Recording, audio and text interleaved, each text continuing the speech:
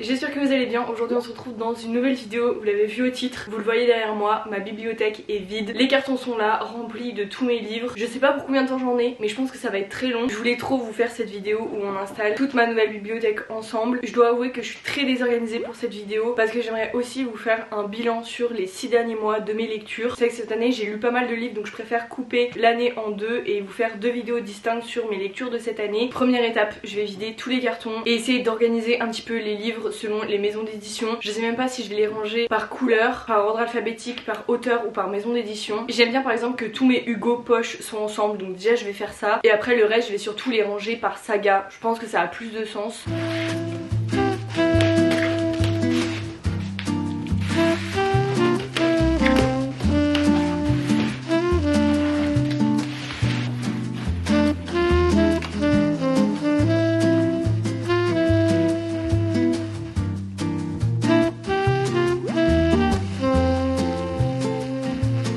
Je viens de compter, j'ai donc un total de 26 livres plus ma lecture en cours, donc 27, de janvier à juillet 2025. J'ai donc commencé mon année avec Gueule d'Ange que j'avais lu dans le cadre d'une collaboration commerciale. Ça ne change en rien mon avis dessus, enfin vous me connaissez. J'ai fait tout un vlog où je découvrais la lecture avec vous. J'ai rédigé mon avis dans mon carnet de lecture, j'ai mis que l'histoire entre les deux personnages m'a réellement touchée. Je lui ai mis un 5 sur 5, même si après coup on peut se questionner sur la toxicité entre les personnages de leur relation. C'est vrai que le personnage féminin, donc Anna, me fait quand même beaucoup de peine à la fin. Ce que j'ai adoré, c'est qu'on dirait une histoire normale, classique entre deux protagonistes, mais pas du tout. Il s'agit réellement d'une enquête qui va être ouverte après coup, donc vous avez la première partie du livre avec l'histoire amoureuse des deux personnages et ensuite une enquête, mais je vous en dis pas plus sinon ça va vous spoiler. Donc on a le présent qui permet de comprendre le passé. J'ai marqué que j'ai eu un coup de cœur pour le personnage d'Anna puisque elle est décrite comme dans sa bulle, rêveuse, elle lit énormément. D'un côté je me suis vraiment identifiée à elle, même par rapport à sa relation avec les autres. Il y a pas mal de trigger warning, j'ai noté relations toxiques, suicide, meurtre. En plus c'est une autrice française et vous retrouvez plein de lieux qui sont dans le sud de la France. Effectivement la couverture ne fait pas très été, mais c'est un livre vraiment à lire sur la plage selon moi. Si voilà vous aimez la romance mêlée au suspense, à l'intrigue, qu'il y a un petit truc en plus, donc une romance psychologique. Temps de lecture 3 jours et il m'a sorti de ma panne de lecture. J'aime bien noter ce genre de détails pour me rappeler de ma lecture. J'ai mis que je ne m'attendais pas à cette fin, donc c'est plutôt bon signe. Vous pouvez voir derrière moi j'ai toute ma bibliothèque de livres, donc je ne sais pas encore où je vais le mettre. En vrai je pense qu'il va falloir se lancer à un moment donné, sinon je vais garder tous mes livres par terre. Déjà pour sûr ici je vais mettre tous mes Hugo, je trouve que c'est trop beau dans l'angle comme ça, donc potentiellement je peux mettre des brochets ici. Je vais le mettre juste ici, de toute façon si j'aime pas je pourrais toujours changer.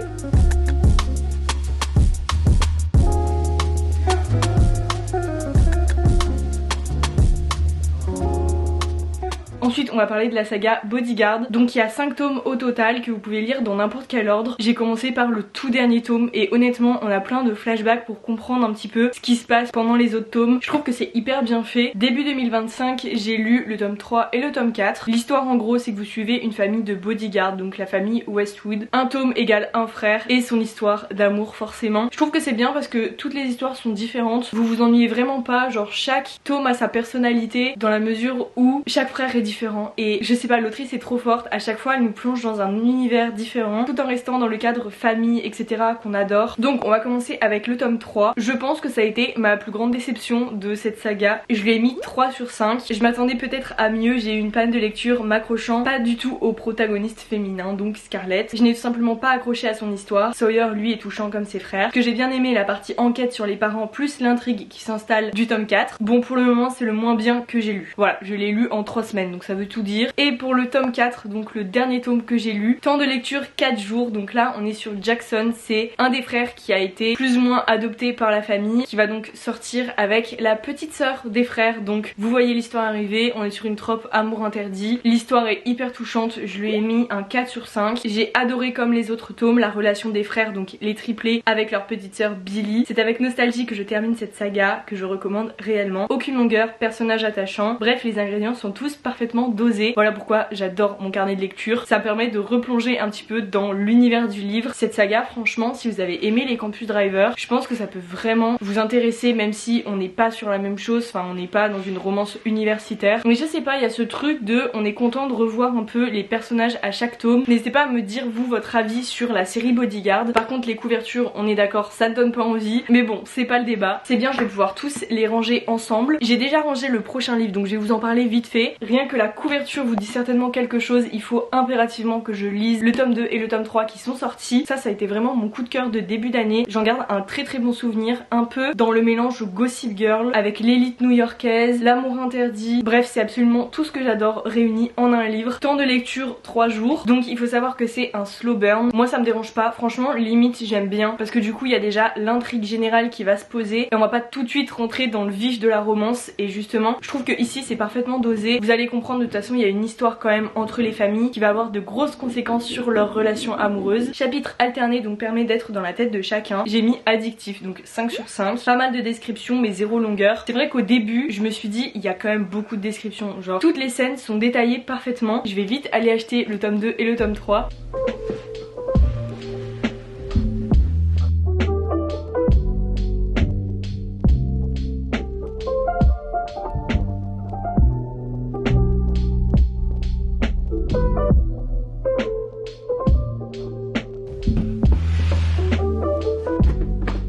On va passer à la saga que tout le monde a lu cette année. Je vous ai déjà donné mon avis en vrai, donc je vais faire assez simple, assez rapide. Bon, déjà le tome 1 reste, je pense, mon préféré, si ce n'est le tome 2. En vrai j'ai adoré les deux premiers tomes. Faut savoir que c'était mes premiers thrillers, enfin du moins des livres qui changeaient de la romance. Donc je suis tombée vraiment à fond dans l'intrigue, enfin à fond dans le piège. Elle m'a envoyé exactement là où elle voulait, dans le sens où je me suis doutée de rien. Voilà mes premiers livres à suspense, d'ailleurs j'aimerais vraiment en lire d'autres. Donc si vous avez des recommandations, je suis preneuse. Je pense que pour cet automne et tout, je vais vraiment essayer de me mettre à tout ce qui est thriller. Ça me tente de plus en plus pour justement changer un petit peu d'univers. Temps de lecture 2 jours. Mon premier thriller, je n'ai pas été déçue, je comprends le succès qu'il a eu. Il est addictif, il nous fait douter, bref, impossible de s'arrêter. Ça pour le coup, ça me le fait quand même rarement quand je ne peux pas poser mon livre. Je sais que c'est un excellent livre et que je vais m'en souvenir. Quand ça fait la même sensation que quand vous êtes en train de dévorer une série, que vous pouvez même pas vous arrêter, même pas faire pause, vous savez que l'autrice a tout gagné. Aucune longueur et le fait que le livre soit découpé en parties rend l'intrigue encore plus remplie de suspense. Voilà, je vais pas vous faire un dessin, je pense que tout le monde a adoré ce livre. Ensuite, le tome 2, on ne soupçonne pas les bons personnages, donc la fin est folle. J'ai lu des critiques qui disaient que ils avaient deviné, mais impossible pour moi de deviner ce qui allait se passer. Franchement j'ai adoré, ça m'a vraiment surprise. Je trouve qu'il est aussi bien que le 2 et c'est quand même rare pour des sagas. Généralement c'est vraiment le premier tome qui est le mieux. Comme le premier tome, l'autrice nous emmène dans une trajectoire précise et finit par en dévier, changeant le sens et la perception de l'intrigue. Bref, le tome 2 est tout aussi captivant que le tome 1. Temps de lecture 2 jours, 5 sur 5. Je ne fais pas les choses à moitié. Quand je me lance dans une saga que j'adore, je lis tout. Donc je suis vite allée chercher en express la version brochée. Du coup je les aurais pas tous en poche, mais ça en vrai je m'en fiche. Si c'est possible, je vais essayer dans ma bibliothèque de les mettre sur le même étage, sinon c'est pas très grave en soi. Alors là on va suivre la femme de ménage du coup qu'on a suivi dans les deux premiers tomes, mais cette fois-ci en tant que vie d'épouse avec ses enfants, et elle va avoir elle-même une femme de ménage. Dit comme ça a l'air nul, mais déjà la rue lui semble bizarre quand elle emménage. Je trouve que son mari, enfin moi je l'aime pas du tout, je trouve qu'il a pas du tout les bonnes réactions. Limite j'ai cru qu'il avait quelque chose à cacher à un moment donné, que c'était un tueur en série, enfin je sais pas, pour moi je n'ai pas du tout accroché avec son mari alors que j'ai bien aimé son personnage dans les autres tomes. Je lui ai quand même mis 4,5 sur 5. Temps de lecture 3 jours. Je sais que je suis pas la seule, je n'ai pas compris la fin. Je pense réellement que je suis pas habituée au thriller, peut-être que c'était une fin ouverte ou peut-être que je ne sais pas, mais je n'ai pas compris la fin. Pour celui-ci, donc c'est le spin-off entre le tome 2 et le tome 3. Étant donné que j'ai vu aucune critique positive sur ce livre, je n'ai absolument pas envie de le lire. Il coûte 4,50 € et il est tout petit. Tout le monde dit qu'il est inutile, donc en vrai j'aurais pas dû l'acheter. Je pense que je me suis vraiment fait avoir par le marketing en mode j'ai adoré la femme de ménage donc je vais lire le spin-off, logique. Déjà que j'aime pas le protagoniste masculin, je sais pas où ça va nous mener mais je suis pas sûre d'adorer. Donc voilà, bon clairement ça se lit en une après-midi ou une soirée, donc même si je lis pas maintenant en soi c'est pas très grave. Je vais quand même entamer sur numéro 2 de David Fuenkinos, comme ça je vais pouvoir ranger un maximum de livres après. Si vous aimez Harry Potter vous allez adorer ce livre, c'était mon premier roman contemporain et de David Fuenkinos aussi. Je lui ai mis 4,5 sur 5. Je l'ai lu également en 3 jours, franchement je crois que c'était au mois de février, j'avais un rythme de lecture, je lisais un livre tous les 3 jours, donc c'est purement fictif, mais on va suivre Martin, donc celui qui n'a pas été pris pour le rôle d'Harry Potter dans le casting pour le film. L'auteur est trop fort parce que franchement je sais pas comment il a réussi à écrire un livre juste sur Martin. Il va réussir à embarquer le lecteur dans plein de problématiques différentes. Qu'est-ce que j'ai mis dans mon journal de lecture? Je n'ai pas été déçue, c'est un roman qui se lit très facilement, une belle leçon de vie également. Franchement quand les livres ils t'apportent pas juste un moment de détente mais aussi une leçon, une morale sur la vie, c'est vraiment un gros plus. Ce que j'ai adoré, en retirer une véritable morale, l'histoire fictive de celui qui n'a pas eu le rôle est touchante et tellement sincère. Je pense que le lecteur se sent proche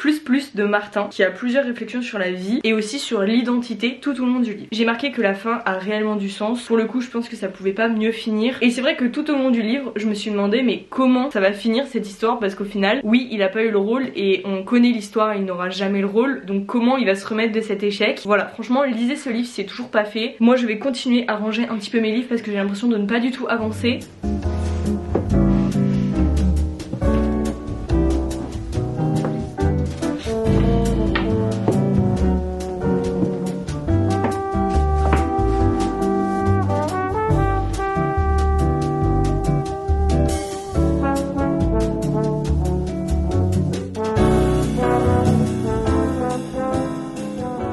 Je vais faire 3 livres en même temps pour pouvoir avancer un petit peu. Alors toujours par ordre chronologique, j'ai lu Ces choses qu'on n'oublie pas de Lucy Score. Bon, je l'ai dit plusieurs fois mais vous le savez, c'est une fille dans ma classe au Santa Secrets qui me l'a offert. Je pense qu'elle a compris que j'aimais tout ce qui était romance, etc. Je lui ai mis la note de 3 sur 5. En réalité, j'ai beaucoup aimé l'histoire qui est touchante parce que c'est 2 jumelles en gros qui n'ont absolument rien à voir, et une des jumelles, donc Naomi, va se retrouver à devoir s'occuper de sa nièce dont elle ne savait absolument pas l'existence. Une bouffée d'air frais tout simplement. Juste, je vous l'avais déjà dit dans une critique, mais je pense que je suis absolument pas la cible parce que j'ai pas réussi à m'identifier aux personnages qui ont dans les 30-40 ans. En réalité, je pense que je préfère les romances universitaires. J'ai mis Histoire Mimi, Slow Burn. Je l'ai lu en 12 jours. Dans l'idée, j'ai aimé l'histoire touchante des personnages, mais au fur et à mesure, je me suis rendu compte que je m'identifiais pas à eux de par leur âge, réflexion sur la vie, etc. De plus, j'ai remarqué quelques longueurs au cours des 600 pages. Un peu déçue, mais j'ai tout de même réussi à le finir. Et un petit moins encore, j'ai mis la fin est trop accélérée et fausse pour moi. Alors là, ça m'a pas marqué parce que je m'en souviens plus. Après, c'est vrai qu'on traite quand même pas mal de problématiques dans ce livre, donc le happy end est peut-être un petit peu too much. En tout cas, voilà pour ce livre, il va être très beau dans ma bibliothèque. Ensuite, j'ai lu le livre le plus détesté du BookTok, je pense, ou du moins le plus critiqué, puisque c'est un livre à smut. Clairement, on m'avait prévenu, je l'ai acheté et on me l'a dit après. Je vais être très honnête, moi c'est pas quelque chose qui me dérange du moment que c'est bien amené, etc. Alors oui, il y en a beaucoup trop dans ce livre, franchement il y a plein d'endroits où ça ne sert strictement à rien. Je lui ai mis la note de 4 sur 5 puisque déjà c'est une romance universitaire, en plus c'est entre un hockeyeur et une patineuse artistique, donc franchement ça vous donne l'ambiance générale de l'histoire. Dès le début j'ai essayé de faire la part des choses et de suivre tout de même l'histoire malgré le smut. D'un côté on a Stacy qui est patineuse artistique, pas fan du personnage à qui on ne peut pas tellement s'identifier, c'est totalement le genre de personne qu'on déteste en réalité, et de l'autre Nate qui sait se montrer vulnérable et ça on aime, et qui est un joueur de hockey. Ce que j'ai bien aimé, l'histoire prenante malgré le smut, le sujet de la thérapie et des TCA / relations toxiques très bien évoqué, quelques longueurs à certains passages, et par contre j'achèterai les 2 autres tomes, j'attends juste qu'ils sortent en poche. Ensuite on passe à 2 romans pareils qui ont été lus dans le cadre d'une collaboration commerciale, je préfère préciser. Les couvertures sont trop belles, honnêtement je pense que c'est les 2 plus belles pages de mon carnet de lecture, je me la suis vraiment donnée, j'ai découpé des images comme ça, et pareil pour Moteur Trouble, vraiment j'adore. Le premier donc c'est Sergeant Lady Killer, on est dans l'univers de l'armée. Quelle belle surprise, je me suis tout de suite attachée au personnage singulier du livre. Coup de cœur pour la relation de Kara et son frère Jack. Ça c'est vrai, les frères et sœurs des fois ils ont des relations dans les livres, ça fait partie intégrante de l'histoire et de l'intrigue. Une bouffée d'air frais, une véritable bulle où on voit les personnages évoluer et se découvrir. Je recommande x 1000 aucune longueur, temps de lecture 4 jours. Je lui ai mis 5 sur 5, j'adore les photos que j'ai mis, franchement incroyable. Et ensuite on a Moteur Trouble que j'ai annoté comme ça, donc toujours de Delphine Audrey. Je sais pas si vous arrivez bien à vous rendre compte du mood du livre. Voilà, on est clairement sur ce genre d'ambiance. Moi j'ai eu l'impression de regarder un film parce que il y a énormément d'action, on est dans tout ce qui est univers des bikers, etc. Enfin je sais pas, j'ai adoré l'univers de ce livre et je trouve qu'il ferait un trop bon film. Énorme coup de cœur pour l'esthétique du livre, j'ai l'impression d'avoir regardé un film tellement toutes les actions se sont enchaînées. J'ai adoré les personnages, pas de longueur, temps de lecture 24 heures, ça c'est quand même très rare. Mon personnage préféré a tout de même été Jack, il se montre vulnérable, va chez le psy, assume ce qu'il ressent, bref mon book boyfriend.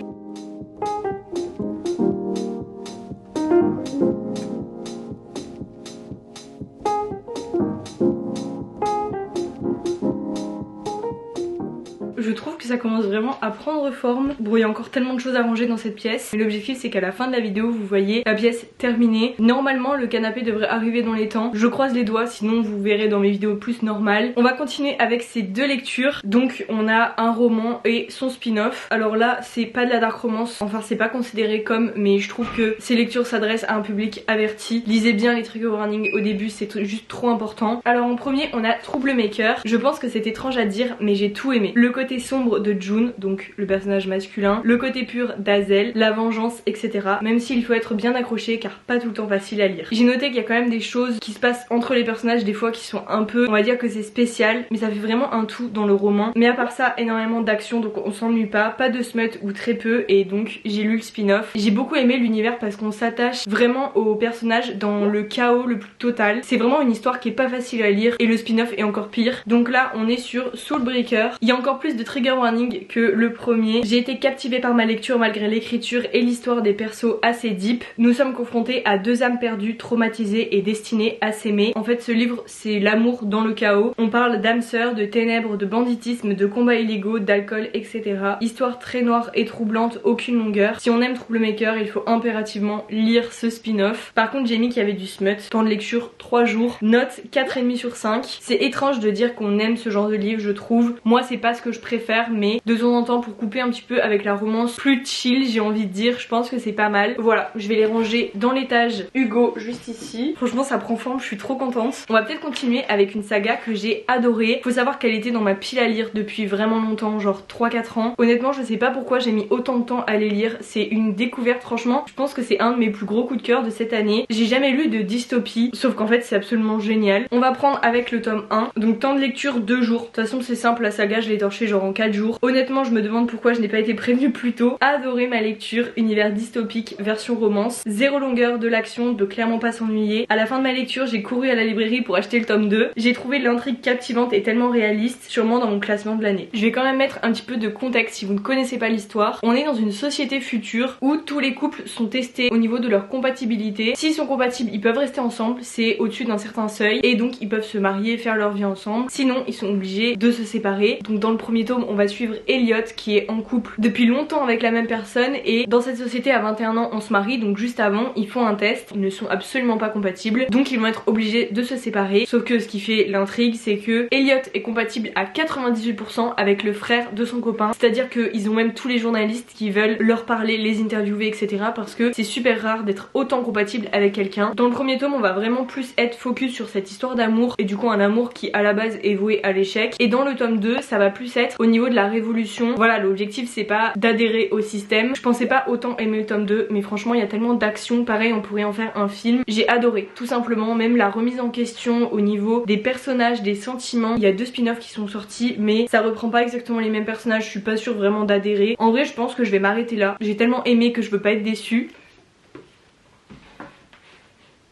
J'ai rangé un petit peu autour de moi. Je me rends compte que la bibliothèque est grande, donc je vais pouvoir vraiment continuer à la remplir au fur et à mesure. Je voulais vraiment avoir de la place en déménageant, donc c'est trop bien. Sachant qu'il me manque plein de livres puisque Mélanie, ma meilleure amie en ce moment, est en train de lire plein de livres que je lui ai prêtés. Ça c'est un étage que j'aimerais bien faire avec toutes mes romances d'été, notamment Emily Henry, etc. Là ça change complètement, on n'est pas sur une romance d'été que j'ai lu il y a pas si longtemps. Je vais le mettre sur l'étage thriller bien sûr, donc c'est La Psy de Freda McFadden. Donc là on est un peu sur la même ambiance que La Femme de ménage dans le sens où il y a une intrigue de base, mais sauf que c'est tout sauf ce qu'on croit. Temps de lecture 2 jours, c'est le genre de livre où je peux vraiment pas m'arrêter de lire tant que j'ai pas découvert ce qui se passe réellement. Comme toujours un roman captivant et où on soupçonne les mauvais personnages, ou alors je suis très mauvaise détective. Je trouve ça génial d'avoir les pièces du puzzle grâce à des cassettes audio, sauf déçu du plot twist car aucune logique avec le début du livre, donc je comprends les critiques. J'ai pas trop envie de m'attarder sur ce livre parce que j'ai peur de trop vous spoiler l'intrigue, mais en gros on est sur un jeune couple qui va faire une visite de maison, sauf que l'agente immobilière n'arrive jamais. Donc ils se retrouvent coincés un soir d'hiver dans une grande maison qui est assez glauque. Celle qui habitait avant c'était donc une psychologue, et ils vont découvrir une pièce avec tous les enregistrements des séances entre la psy et les patients. J'ai adoré cette dimension parce qu'il y a plein de moments on écoute les cassettes par exemple sous cette forme et ça rajoute vraiment quelque chose à l'intrigue. Dites-moi ce que vous en avez pensé au niveau du plot twist sans spoiler, mais voilà je trouve que ça n'a pas trop de sens par rapport au début, enfin je sais pas, mais c'est quand même un très bon livre, enfin je lui ai mis 4 sur 5. Ensuite j'ai Can You Keep a Secret, actuellement Mélanie est en train de le lire. C'est vraiment une romance parfaite pour l'été, je l'ai adoré. La romance c'est un amour interdit puisque on est entre un demi-frère et une demi-sœur par alliance, donc ça me rappelle aussi un petit peu les 10 000 lits. Si vous avez aimé par exemple, je suis sûre que vous allez adorer ce livre, surtout que j'en ai pas du tout entendu parler, je l'ai vraiment vu en rayon, j'avais trop envie de le découvrir. En fait la couverture m'a donné trop envie, donc voilà j'ai complètement retrouvé le mood des 10 000 lits. Je lui ai mis 5 sur 5 et je l'ai lu en moins de 2 jours. Ensuite on a ce roman Un léger malentendu de Rose Mia, je vous en ai parlé il y a pas très longtemps, je lui ai mis 3,5 sur 5. j'étais un petit peu déçue puisque vous allez voir que toute l'histoire se passe sur la base d'un quiproquo et en fait on le sait dès le début et je pense que ça aurait été mieux de le savoir en même temps que le personnage concerné. Si vous l'avez lu, je pense que vous comprenez, mais sachant déjà tout au début du livre, il y a eu certaines longueurs parce qu'on le savait déjà, donc je sais pas comment expliquer, mais c'était pas hyper pertinent je trouve de le savoir dès le début. Donc ce livre il va aborder plusieurs sujets, notamment le surf, la relation entre les frères, l'harcèlement et bien sûr du coup un quiproquo. Ce que j'ai aimé, les deux persos qui sont adorables dans le sens où ils sont timides, humains et attachants. En plus vous allez voir il y a une histoire vraie dedans puisque du coup ça traite du sujet du surf. À un moment donné on évoque une chute qui a eu lieu avec le personnage, en fait c'est une histoire vraie, vous pouvez retrouver aussi les articles sur internet. Je trouve que c'est bien cette dimension, ça apporte quelque chose de plus au livre. Ensuite on passe à The Spanish Love Deception. J'ai trouvé ce livre super long même si il est bien pour l'été. Je sais pas si Mélanie va beaucoup l'aimer parce que en effet je trouve que on met du temps quand même à rentrer dedans. Après les personnages par moments sont un peu insupportables. On part sur un fake dating. C'est Lina qui a dit à toute sa famille que pour le mariage de sa sœur en Espagne elle allait ramener quelqu'un avec elle, sauf que elle n'a personne. Donc son collègue qui après va devenir son patron va lui dire ok je t'accompagne, sauf que vous doutez bien qu'il va se passer quelque chose entre eux. En vrai je suis hyper mitigée sur ce livre, je lui ai mis 3,5 sur 5. Ensuite on a Price of Legacy. Alors ça je pense qu'il est dans mon top 10 de cette année. Je l'ai rangé juste ici. En fait j'ai trop aimé l'histoire, je lui ai clairement mis 5 sur 5 puisque vous avez à la fois une romance entre les personnages mais aussi vous avez toute une histoire familiale qui va dans le package si j'ai envie de dire de l'histoire. Vous avez peut-être vu mon réel sur Instagram où je vous pose la question: serais-tu capable d'épouser ton ex pour toucher ton héritage? C'est clairement de quoi parle ce livre. Il y a une belle morale dans ce livre parce que en effet les deux personnages vont être obligés de se marier pour pouvoir toucher leur héritage. En plus c'est des ex, il s'est déjà passé quelque chose moins d'un an avant entre eux, donc on va dire que ça participe vraiment à l'intrigue. Moi j'ai beaucoup aimé la dimension de en fait la famille c'est pas que le sang. Là on va aborder les sujets comme la trahison, le mensonge, la vengeance, l'héritage, qu'est-ce qui est vraiment important. J'ai comparé ça un petit peu à Gossip Girl aussi parce que un peu comme Westwell que je vous ai présenté en début de vidéo, on est un peu dans l'élite. Là on est dans une dimension un peu, c'est les riches quoi, vous allez vous rendre compte. Bref j'ai adoré, c'est un gros parpaing mais franchement je l'ai lu en 4 jours. Ensuite du Anita Higgins,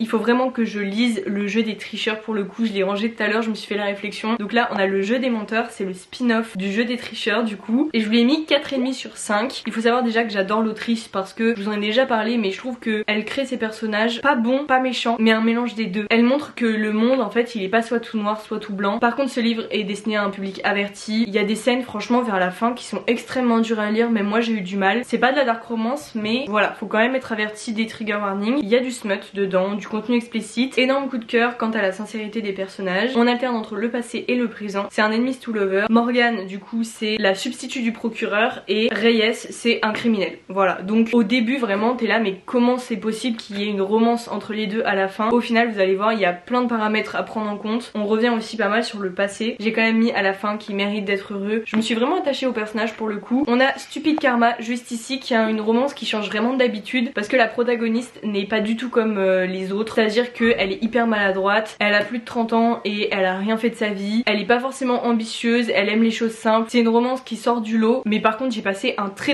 bon moment en lisant ce livre. Il y a plein de scènes qui sont vraiment très drôles. On est très souvent dans les pensées de Pénélope et parfois on a envie de lui indiquer quoi faire de sa vie et comment se comporter, donc c'est assez frustrant. Elle est tout de même attachante. Par contre j'ai pas aimé le protagoniste masculin. Lui vraiment je trouve qu'il est hyper toxique. Un coup c'est oui, un coup c'est non. À plusieurs moments il est toxique. Leur histoire d'amour relève de non-dits, de karma et de catastrophe. Une très belle morale sur être soi-même et sur les conséquences de nos actions ou non-actions. Bref, j'ai quand même passé un très bon moment dans ma lecture. Pour les deux derniers livres, j'ai pas encore rédigé mes avis là-dessus. En premier, on a The Bucket List que j'ai enfin réussi à sortir de ma pile à lire. Franchement, j'aurais tellement dû le lire avant. C'est une romance universitaire. J'ai adoré ce livre. Je vais acheter les 2 autres tomes qui sont sortis en poche également. On parle de Lily qui est vraiment l'élève parfaite. Elle est hyper studieuse à la fac. Elle a un boulot à côté. Enfin, elle est tout l'inverse de son frère Killian qui lui part complètement en vrille depuis la mort de leur papa. Et du coup, l'histoire principale, c'est que la meilleure amie de Lily va lui écrire une bucket list pour sortir de sa zone de confort le temps d'un été. Franchement, vous allez voir, le concept est trop bien. Ça m'a trop donné envie de vivre à fond mon été et de moi-même faire une bucket list. Sauf que du coup, vous allez comprendre, il y a aussi une histoire d'amour mêlée à cette bucket list. J'ai adoré. Franchement, si vous aimez les romances universitaires, tout ce qui est campus driver, etc., je pense que vous allez vraiment beaucoup aimer le mood de ce livre. Il y a beaucoup de choses qui se passent, zéro longueur. Et même si ça fait un petit moment déjà que je l'ai lu, j'ai adoré. Je vous le conseille, je lui mets 5 sur 5. Et enfin, le dernier livre est juste ici. Là, je suis carrément en panne de lecture. Mais sinon, je vais acheter les autres tomes de Windy City. Donc là, on a le tome 1 qui se passe entre une hôtesse de l'air et un joueur de hockey, encore une fois. Il est énorme, je sais pas si on se rend compte, il fait plus de 700 pages. Je trouve qu'il n'y a pas de longueur. En réalité, réalité tout est bien dosé, on accompagne vraiment les personnages dans une histoire d'amour qui est en soi assez basique, mais il y a plein de petits détails qui sont ajoutés à l'intrigue qui rendent en fait tout simplement les personnages super attachants. C'est fou parce que j'ai l'impression de tout le temps dire la même chose, mais je sais pas vous, j'ai trop l'impression quand la lecture a été bonne que je me suis tellement attachée aux personnages que je suis triste en fait de les quitter. C'est clairement ce qui s'est passé dans ce livre, surtout que 700 pages on a le temps de s'attacher aux personnages très clairement. Le personnage masculin vraiment il travaille énormément sur lui, il fait d'énormes progrès en fait entre le début et la fin du livre, et puis même au niveau de l'image qu'il renvoie etc, il y a une très belle morale par rapport à ça, encore une fois par rapport au regard des autres, au sens de la famille etc. Lui je lui mets 4,5 sur 5. J'ai très hâte de découvrir les autres tomes de cette saga, je pense que ça va être génial. Je finis juste sur ce livre que je suis en train de lire en ce moment, je suis en train de faire un peu une panne de lecture, je pense que c'est le contexte aussi, je suis en train de déménager etc, j'ai très peu de temps pour lire, ou du moins quand je me pose je suis pas concentrée à 100% sur ma lecture, j'ai du mal un peu à me mettre dans l'histoire. On va suivre deux écrivains qui vont se challenger pour justement écrire dans le style de l'autre. En vrai ça a l'air nul dit comme ça, mais on va en apprendre plus forcément sur les deux personnages, ça a l'air intéressant, j'ai juste du mal à me mettre dans l'histoire réellement. C'est un peu poétique je trouve à certains moments donc c'est pas mal, mais voilà pour le moment je suis pas hyper hype de ce livre, pourtant c'est un phénomène TikTok mais des fois c'est vrai que ça veut rien dire. J'en suis à la page 307 sur 425 donc en réalité je l'ai bientôt fini, je vais m'accrocher, je terminerai cette semaine je pense.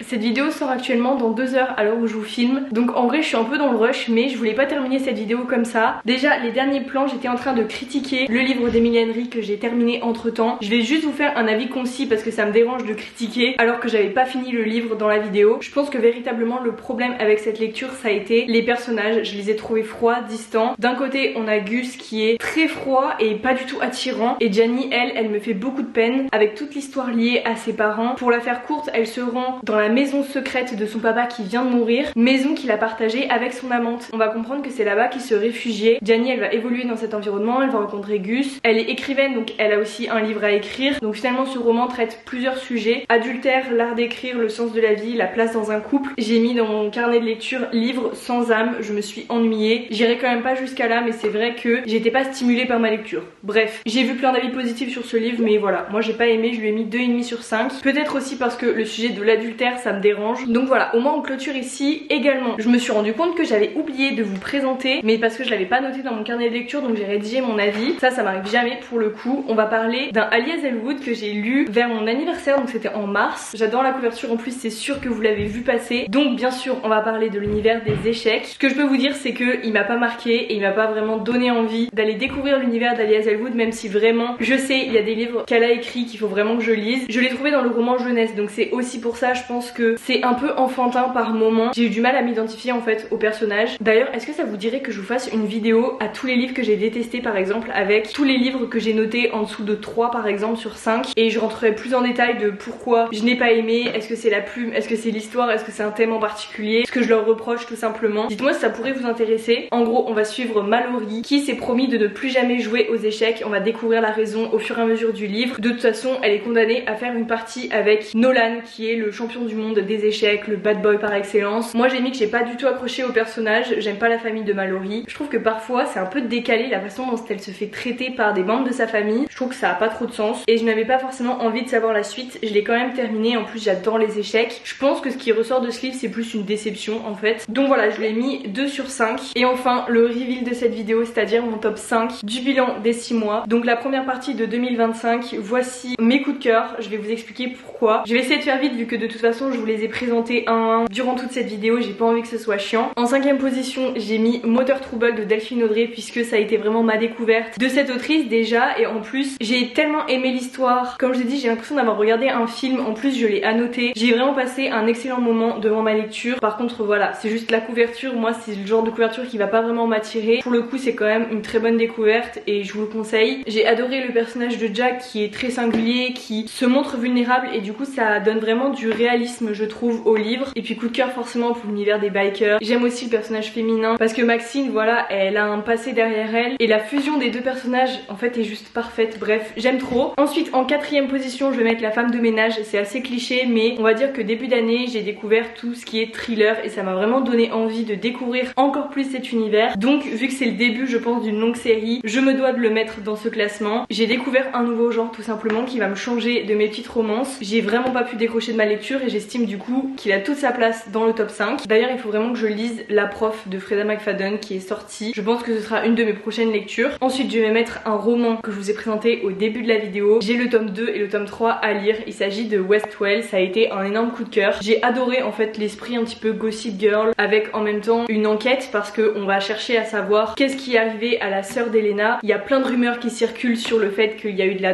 etc. Mais est-ce que c'est vraiment la vérité? Elena en tout cas elle est persuadée que non. Bien sûr il va y avoir un mec qui va être dans l'histoire. Et puis c'est un slow burn, un enemies to lover. J'adore cette trope. En deuxième place je vais bien sûr mettre cette saga. Donc là c'est le tome 1, c'est celui que j'ai le mieux noté. Je vais pas radoter, j'ai adoré l'univers dystopique. L'histoire se prête tellement bien à une romance. J'ai adoré les personnages. Juste le concept je l'ai trouvé trop cool, ça change d'habitude. On est vraiment plongé dans un univers complètement fictif mais qui a l'air tellement réel. Tous les détails sont pensés et je vous jure que ça ferait un trop bon film. Et bien sûr la première place revient à Anita Higgins avec Price of Legacy. Je trouve qu'on pourrait comparer un petit peu ces deux livres puisque la base de leur histoire c'est deux familles qui se détestent, donc bien sûr ça va être un amour interdit. Franchement j'ai absolument rien à redire à ce livre, tout est parfaitement dosé, le truc de l'héritage et puis bien sûr la morale aussi à la fin. Je l'ai lu tellement vite et de toute façon je vous avais fait un vlog où je découvrais cette lecture, je pense que ça se voit dans le vlog, vraiment j'arrive pas à lâcher mon livre. Donc voilà pour mon top 5, je suis très contente d'avoir réussi à faire un classement parce qu'honnêtement c'était pas facile. J'attends vos retours en commentaire sur quelles sont vos 5 meilleures lectures jusqu'à maintenant de 2025 et peut-être qu'il y en a un qu'on a en commun. Donc maintenant je vous laisse avec le room tour de ma pièce bureau. Même s'il manque des choses ça vous donne quand même un aperçu et puis surtout de la bibliothèque finie. Je vous reprends juste après pour le programme des vidéos du mois d'août.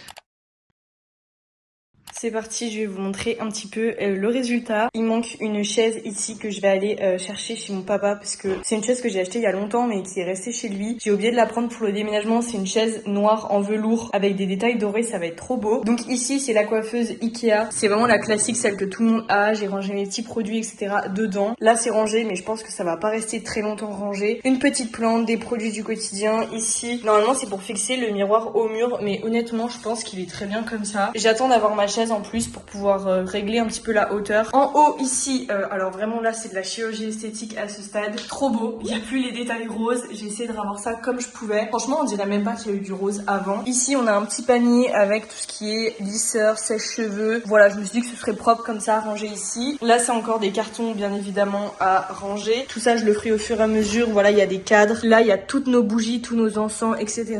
Et il y a l'imprimante qu'il faut que j'installe sur mon bureau aussi. Donc voici le résultat pour la bibliothèque.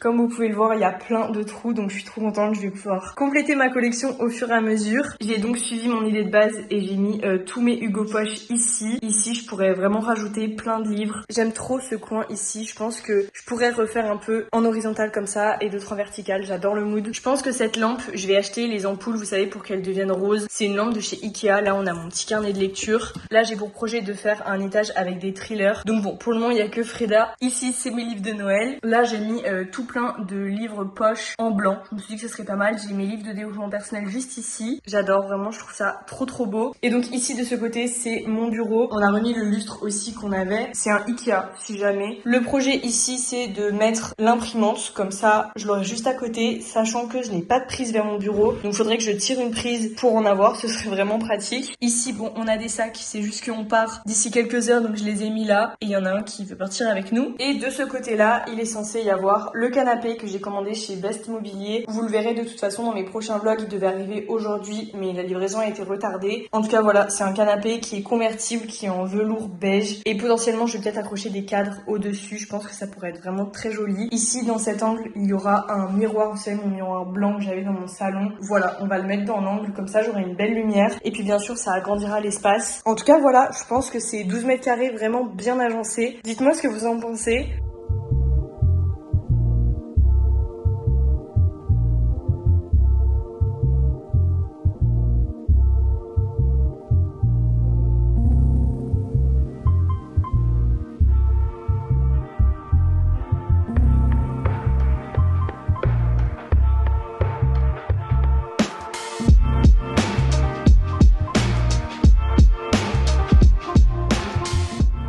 À la fin de cette vidéo, je voulais trop vous faire un peu un planning sur les prochaines vidéos qui vont sortir là courant mois d'août, septembre, puisque j'ai déjà tout planifié jusqu'à octobre. Donc vous aurez d'ores et déjà une vidéo pause lecture toutes les 2 semaines, donc les jeudis à 18 h. Donc le 14 août, vous aurez un vlog lecture qui est pas comme les autres, vous verrez. Le 28 août, une vidéo que vous m'avez énormément demandé. Je vais faire la partie 2. J'échange mon temps d'écran en temps de lecture. Voilà, c'est une vidéo qui vous avait beaucoup plu. Je l'ai fait il y a plus d'1 an maintenant. Et à chaque fois que je poste une vidéo lecture, on me la demande. Donc voilà, c'est juste que c'est une vidéo qui demande de l'organisation et surtout du temps. Parce que si j'ai 8 heures de lecture à faire dans une journée et que je travaille en même temps, il faut être sûr que le soir, voilà, je sois disponible pour pouvoir lire, etc. Le 11 septembre, je vais faire le challenge combien de livres je lis en 24 heures. Donc je vais mettre mon chrono et lire un maximum de livres pendant 24 heures. J'ai vraiment hâte de savoir combien j'en lis. Le 25 septembre, potentiellement, j'aimerais bien faire la vidéo sur à tous les livres que j'ai détestés. C'est ce que je vous disais tout à l'heure. En vrai, je pense que ça peut vraiment être une bonne idée. Ça, c'est grâce à mon carnet de lecture que je peux m'en rendre compte. Et après, le 9 octobre, potentiellement, ce serait un gros haul de livres où j'achète vraiment plein de livres de ma pile à lire. Comme ça aussi, on va remplir ma bibliothèque puisque j'ai quasiment plus de livres à lire actuellement. Donc ça, c'est très bien. Ça veut dire que je vais pouvoir reprendre le rythme normal de je vais en librairie, j'achète un livre, je le lis dans la foulée et il reste pas 2 ans dans ma bibliothèque. En tout cas, je vais m'arrêter ici pour cette longue vidéo. J'espère vraiment qu'elle vous aura plu, que vous aimez les face cam un petit peu plus longues que d'habitude sur pause lecture. En tout cas, vous l'aurez compris, on se retrouve dans 2 semaines pour un prochain épisode de pause lecture. Je vous attends en commentaire sur vos avis par rapport aux livres que j'ai présentés et puis comme d'habitude vos recommandations lecture. De toute façon, l'espace commentaire est fait pour ça. Si la vidéo vous a plu, n'hésitez pas à la liker et à vous abonner, ça fait toujours plaisir. Et nous, on va se voir bientôt dans une prochaine vidéo. Salut!